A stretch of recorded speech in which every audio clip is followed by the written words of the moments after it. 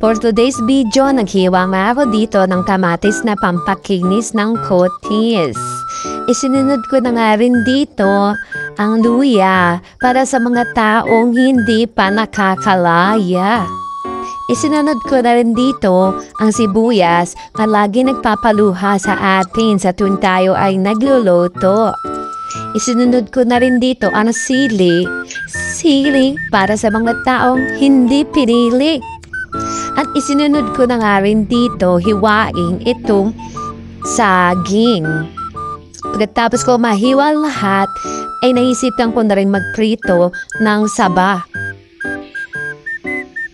Pagkatapos ko nga itong hiwain, ay nagpainit na ako ng mantika at pinirito ko na nga itong dilis. Binabad ko nga yan sa tubig para mawala ang alat, mabawasan ang alat. Pagkaluto, hinango ko na nga at pinirito ko na ang saging. Hihintayin ko ito maging golden brown.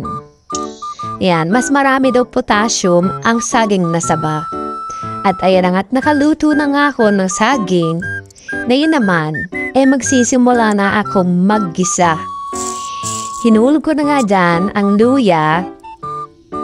At yan, hinalo-halo ko na sa kawali, sinunod ko na ang sibuyas at ang kamatis hanggang ito ay lumambot at medyo madurog. Meron ngang natirang sitaw sa ref, kaya sayang naman hinalo ko na rin dito sa aking lulutuin.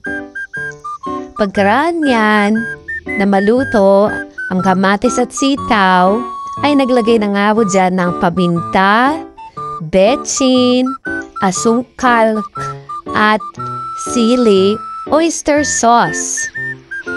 At saka mo na nilagay ang piniritong dilis. Mabilis lang naman itong lutuin, kaya yan, nakaluto na tayo. At ako ngayon ay magpe-plating na. Salamat sa panonood. Tara, kain tayo mga ka-Peking Chef. Salamat!